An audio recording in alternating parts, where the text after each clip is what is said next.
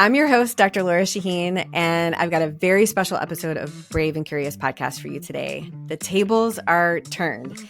You are used to either hearing me go into a topic, deep dive into a topic, and kind of answer your questions, or if it's an interview, I am the one asking the questions. Today, the tables are turned, and I am being interviewed by a wonderful person in the fertility community, Jennifer Edmonds.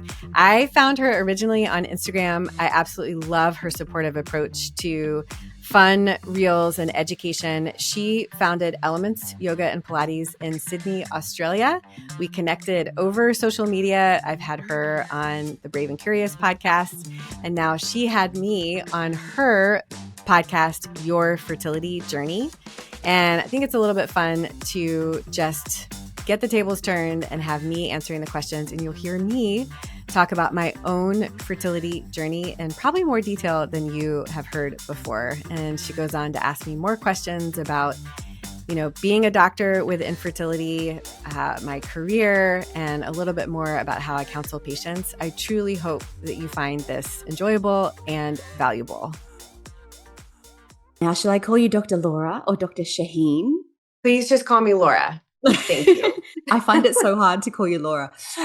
Thank you for being here, Lora. I am so honored to have you on the podcast and really excited for everything that we're going to speak about today. You do so much for the fertility community, both in your work and all of the extra work that you do online as well. So big welcome to you. May we start by learning a little bit about you. I'm sure that most people listening to this have come across you, but who are you and what is the work that you do? Oh, thanks. I'm so excited to be here. I love what you are doing and helping others. I was just saying before we started recording, I love your content.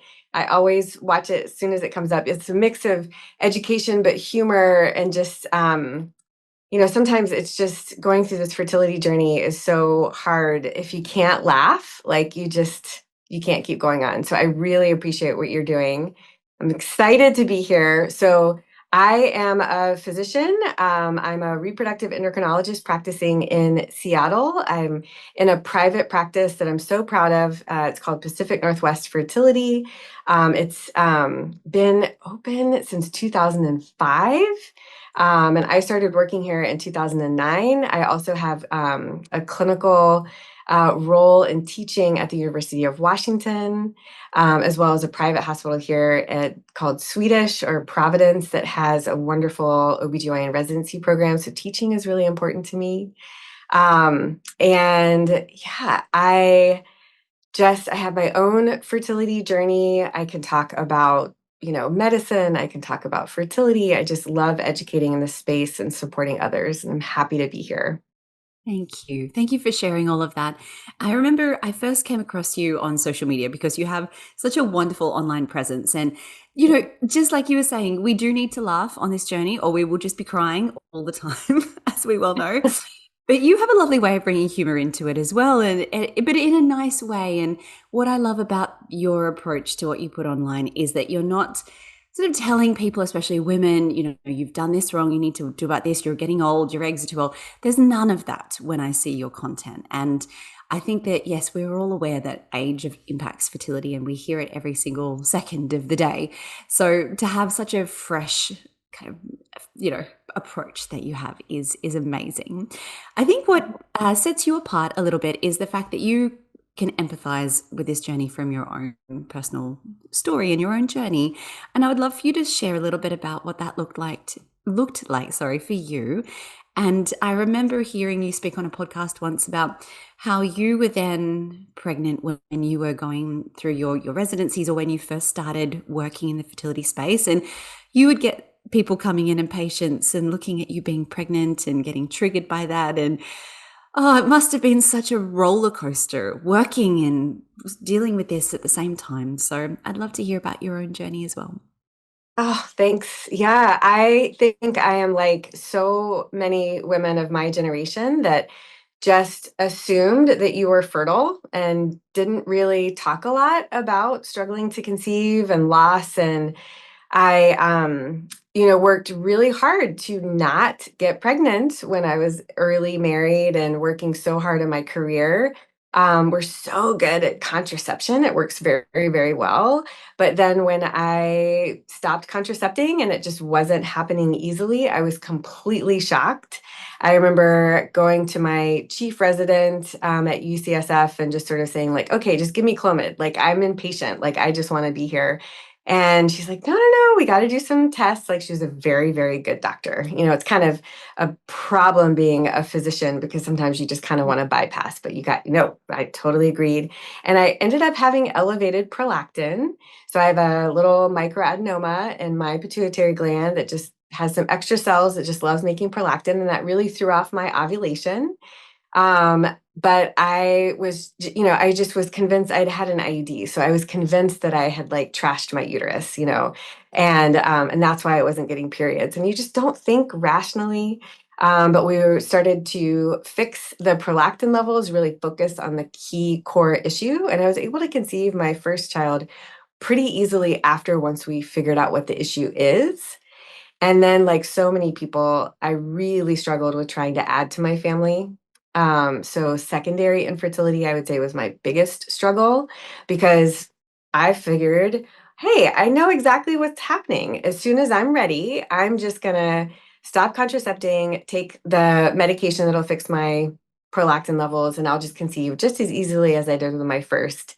And it just did not happen that way. So, low tech treatment, IUIs, and eventually IVF. And I just remember one of the things that just stuck out to me. It was just this intense pressure of, I knew I was already a mom, like I had a baby and I felt so grateful. But this push and pull between guilt of like, oh, I am a mom. Like, why am I so worried about adding to my family? But also feeling an intense responsibility to provide my daughter with a sibling. And then I was so worried about how far apart they would be. Because where does this, like, they have to be a 2-year age difference? Like, where does that come from? Actually, it's been lovely that they're a little bit further apart.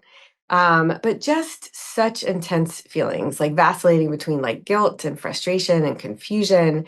And then, like, why did the first embryo transfer, second embryo transfer not work? What am I doing wrong? And I think there's amazing physicians out there that have not gone through infertility or done IVF, but I can say personally, it absolutely helped me understand my patients and their journey so much more.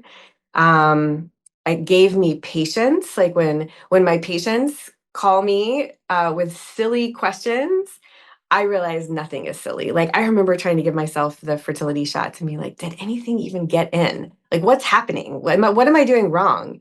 I was like, holy heck, if I am a fertility doctor, an IVF doctor, and I feel this clueless, I have got to help other people. And that's where the education piece comes from. And social media has been such a creative outlet and fun outlet for me and allows me to connect with wonderful people like you.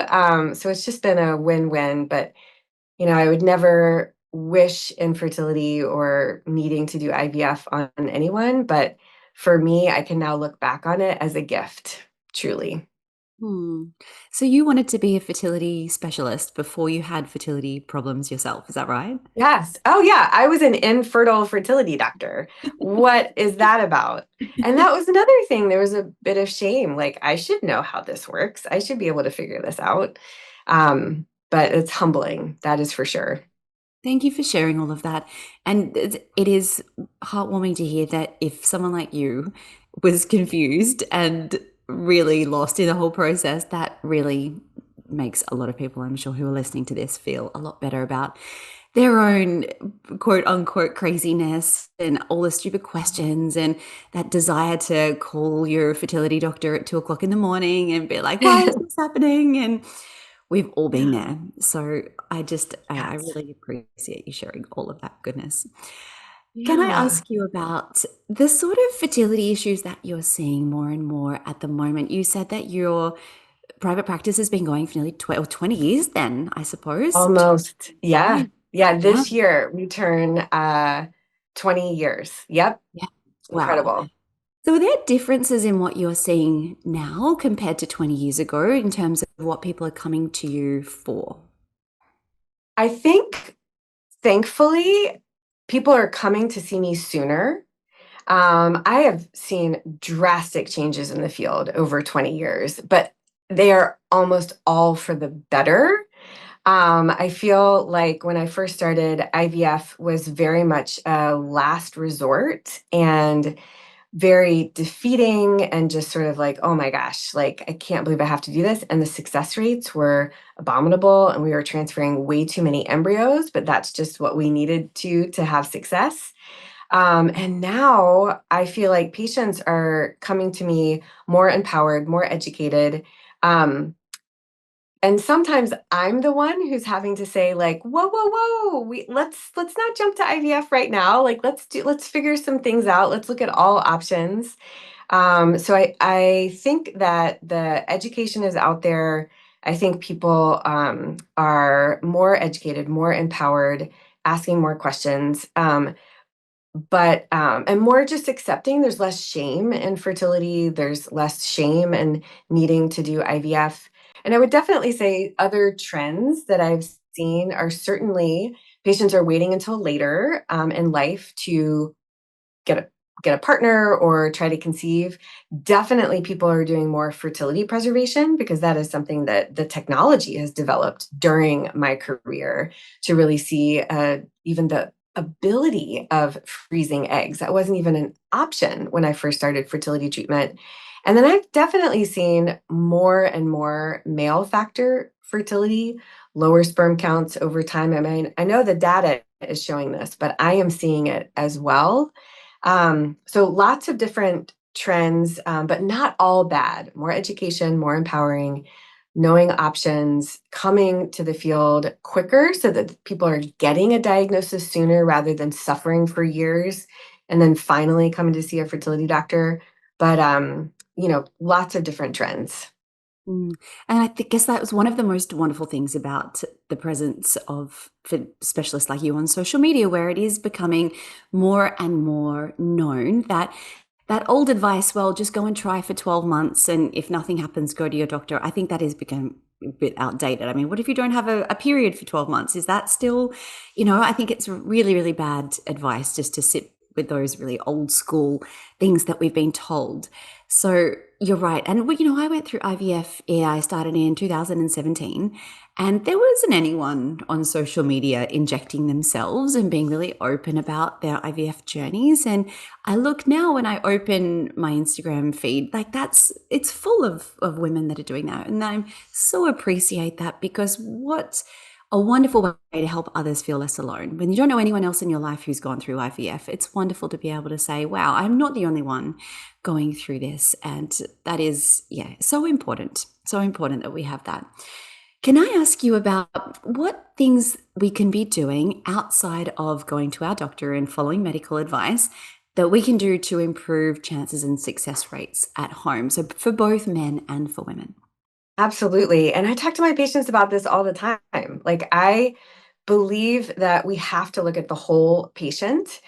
We can't just do IVF or just jump to something and not think about the overall health of both partners as a way to, even if you are doing treatment, it's going to help the treatment succeed sooner.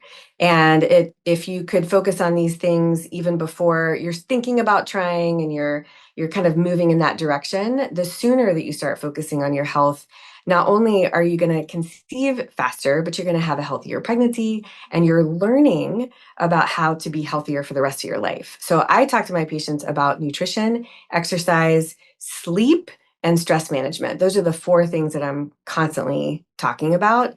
And I also am very careful about being very limiting. I share evidence, like, for example, nutrition.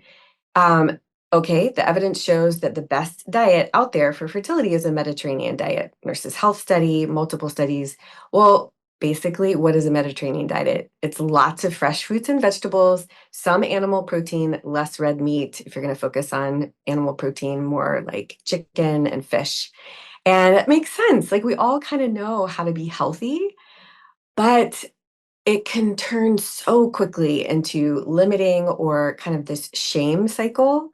So I talk about like, how to be healthy, how to choose less processed foods, more fruits and vegetables, colorful foods, all these antioxidants that you're going to get in nutrition. But gosh, if you can just make healthy choices 80% of the time, you are winning. I mean, that really comes from an Eastern medicine perspective. 80% is perfection.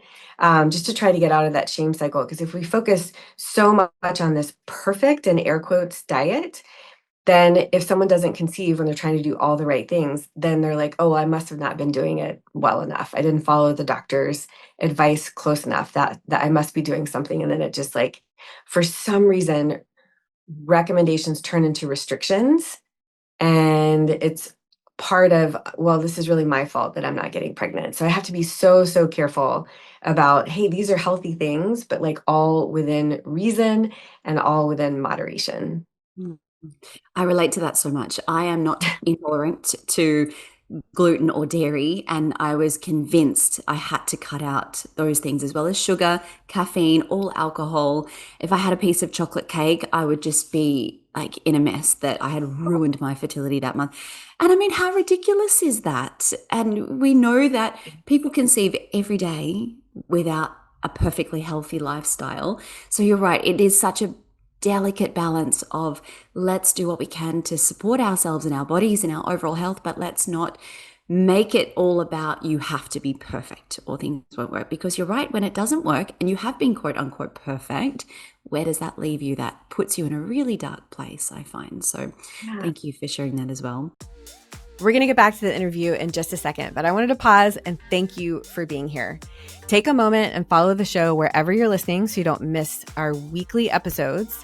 If you have another minute, review and rate the show and let us know what you find valuable and what you want to hear about next. Interacting with the show by following and rating and reviewing is so helpful. It helps others find it, and I really appreciate it. Now let's get back to the interview. And I find that I know fertility doctors, they are not nutritionists and they're not mental health workers. And sure, your job is to help someone get pregnant through all of the tools and the resources that you have. But I so appreciate you mentioning the path of looking after yourself in terms of stress levels and sleep as well, because that is something I think gets really overlooked. Because I did the perfect diet, I took all the supplements, I did everything my doctor said, but I have chronic insomnia and I'm waking up 4 times a night and I'm answering emails from my boss at 6:30 in the morning while I'm sat on the toilet. And like, this is not a normal way for our brains to function. So could you talk about what you see with your patients in terms of stress levels and how that really impacts them? Yes, I talk about this every single day, and I think it is absolutely key and important.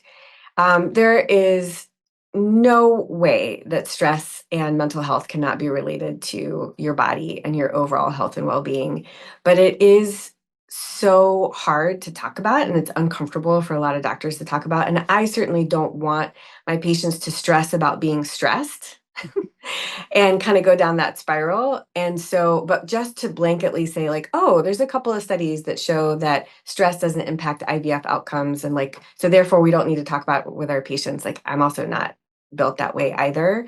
You cannot eliminate stress. It's coming at you every day, whether it's some, unexpected post that you see on Instagram, whether it's like walking down the street and almost getting, hit by a bus or something, like just, stress is coming at you, but you have to work on stress management tools in order to recover faster. So if you can work on making sure you have joy in your life, not, and like when you're doing a fertility diet, like you don't want to restrict every single thing that you enjoy. Have a piece of chocolate cake every once in a while because it's awesome.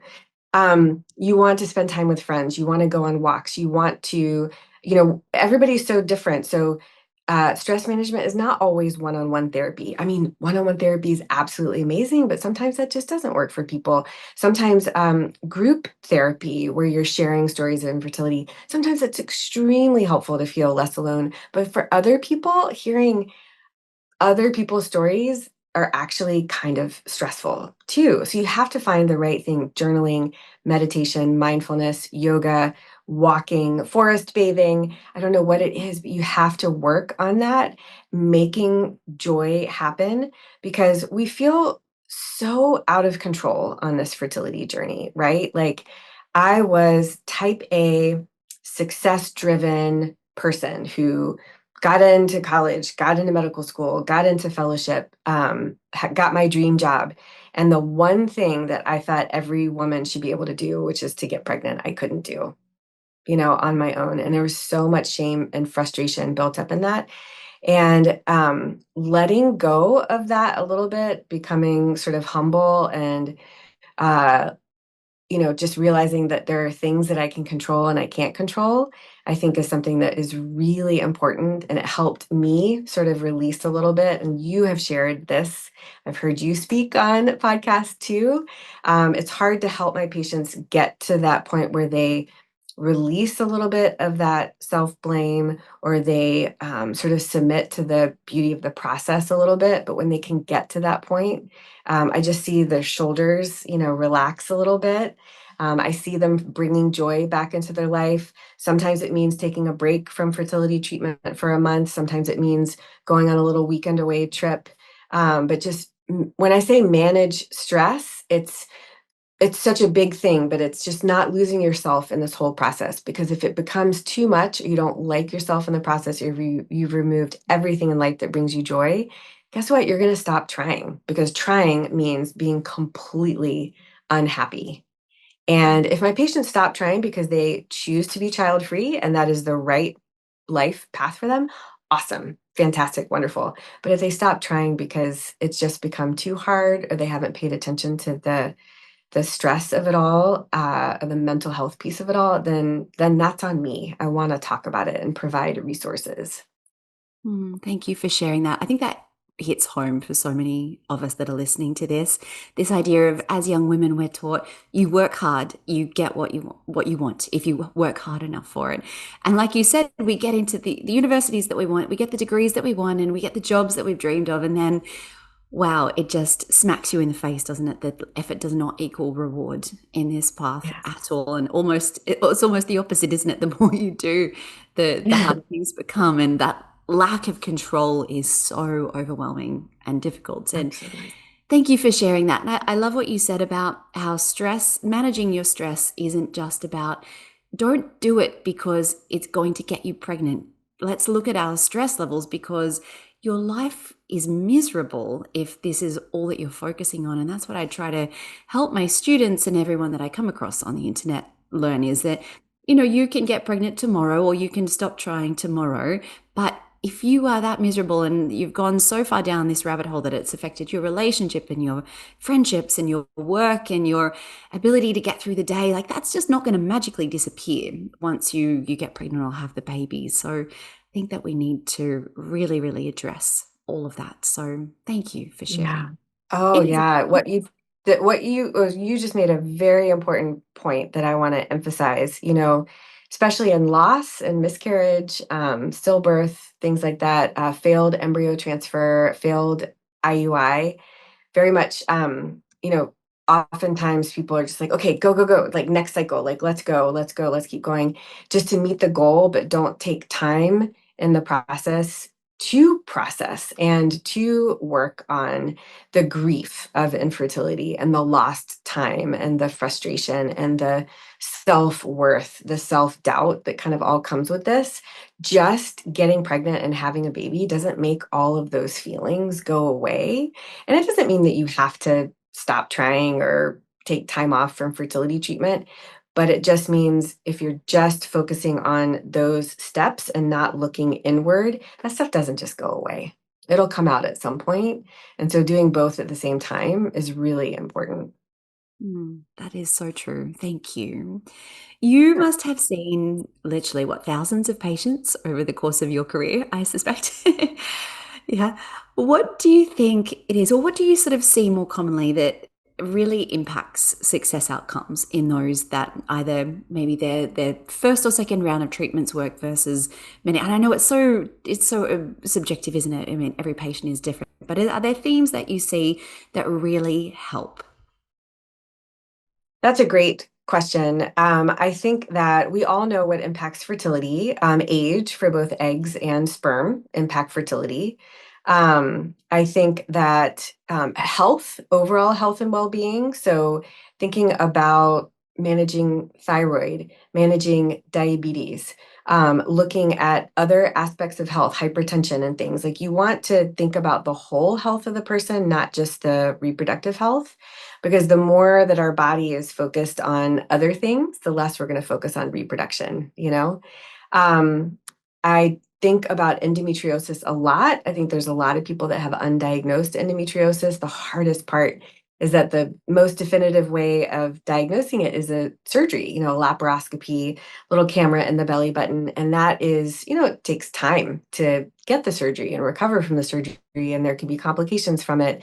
So, but I'm constantly thinking about it, talking about it, maybe choosing protocols that could address it, even if it's there, not necessarily having the surgery. I do think that someone's overall health and wellness really does impact fertility. Sometimes it's really hard for people to hear that I don't recommend that they have a glass of wine every night, you know, or that, you know, in the state of Washington, here in the US, it's legal to have cannabis and marijuana and THC. And that absolutely impacts fertility, especially sperm health. And it's so hard to have something that has been, you know, embraced in some aspects of health and even prescribed for nausea in the chemo setting or prescribed for insomnia. Well, how can it be healthy for other things? And it's from a plant, and you're telling me it can impact fertility. But there's bad habits that we should refrain from, like smoking too much alcohol, too much THC or marijuana. And then there's habits that we should focus on. Again, not to extremes, but nutrition, exercise, stress management, and sleep. All of those things can be helpful. And then I think something that is really important is to have a realistic understanding of success rates. I'm really very much often teaching people that even when we're in our peak fertility, when we're 25 years old, the chance of getting pregnant in one cycle with one egg, one sperm exposure is about 25%. People are shocked with that. They think it's like 100% from what they learned in health class. So we should be scared of getting pregnant before we're ready. And that, you know, if someone has unexplained infertility, they've been trying for a year and got sperm, they've got eggs, their ovulating anatomy looks good. Like you can't really figure out why they're not getting pregnant. The chance of getting pregnant each month, it's anywhere from 5, maybe maximum 10%, depending on age. And with fertility treatments, we're never at 100%, but like one intrauterine insemination or IUI, even if you have the medications and the ultrasound and the trigger shot and all of that, we're not going to get more than a 20% success rate. And people are shocked by that. And IVF, it's incredible. Like we've gotten to, if you do chromosomal screening on the embryo, just in my lab, we transfer a single euploid or screened embryo with a 65% chance of live birth. I mean, 20 years ago when I started, we were transferring 5 embryos and we're lucky for a 20% success rate. But people honestly believe it's 100% success rate, you know, or I mean, they know logically, but I just think really having honest conversations with a doctor before you even start doing treatment, like, hey, you're 40 years old, you have, you know, a low egg supply. It really might take you 3 or 4 egg retrievals to meet your family goals. I think those are hard things. We always just want the first thing to work. But that's a really important mental piece that I think is important to have good discussions with your doctor before you start trying treatment. I started treatments when I was 34, and these conversations were not had with me. Yeah. It was just, let's, okay, you're not getting pregnant, let's try this. Oh, that didn't work, let's try this. And you're kind of, when you don't know what you don't know, especially because we're not taught any of this, are we, when we're growing up? And if a fertility doctor is not setting out all of the guidelines and sitting you down and saying, look, realistically, here's what you should expect. I had in my mind that IVF was this light at the end of the tunnel. It was going to be, if nothing else had worked, at least I had that in my back pocket. And you're right, when you look at the success rates, even like you said, with a euploid embryo, It's still only 60 to 70% chance of it actually becoming a baby. And it's like, how is Right. that possible? But you're right. We're not having these conversations. So thank you for sharing that. So, Yeah. Yeah, it's hard because your doctor wants everything to work the first time too, and it's not to bring negative thoughts in or be pessimistic about it. But I just think being realistic with your patient is a really, really important piece of this. absolutely. The last thing I wanted to ask you is if you could go back to that younger version of yourself that was stuck in the space of nothing is working, what have I done wrong? Or for anyone who is in the midst of their own journey, what advice would you like to give them? Oh my goodness! Don't lose yourself on this journey. Be kind to yourself. Be humble, and don't be afraid to get a second opinion. Yeah. All of those things, especially women are taught to not rock the boat and to be nice and to be a good student, be a good, you know, daughter, be a good patient. But it is okay to ask for a second opinion. I think it is really important to have other people kind of have fresh eyes and fresh thoughts. It's hard because there's still so much that we have to learn about fertility treatments and reproductive health. And shoot, we still don't even know what causes someone to go into labor. I mean, there is so much that we don't know about women's health. And so it's hard when you get different opinions from different doctors, but somebody really can sometimes look at things in a different way and kind of show a little bit of a different path. So don't be afraid to get a second opinion. Thank you. That is amazing advice. And we are so lucky to have you. The world is a better place for having you in it. So thank you for everything that you have shared with us today. Where is the best place to find out more about you and learn from you? So definitely love teaching and educating. I think you'll find a lot of information on my YouTube channel, Dr. Lora Shahine. My weekly podcast, the Brave and Curious podcast, you can listen anywhere you're listening to podcasts. And then links to my books and blog posts and lots more information on my website, drlorashahine.com. Thank you. And thank you for everything that you do and share with the world. Honestly, it's not something that a lot of fertility specialists do, and it is much, much appreciated by everyone who is listening to this. So thank you for being here. Thank you. It's so much fun to connect with you, Jennifer. I love what you are doing to educate and all the entertainment you have and support that you have in this fertility community. And it's a real joy to be here. Thank you.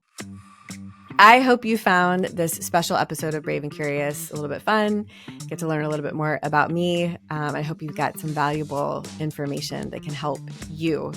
Thank you again for being here. Be sure to follow, rate, and review the show. You can find this episode and others on my website, drlorashahine.com. There's links there to Instagram, YouTube, my books, other episodes, lots of educational information. Thank you so much to my team at Audiotocracy for producing another wonderful show. Thank you again for being here. I'm your host, Dr. Lora Shahine. Until next week, stay brave and curious.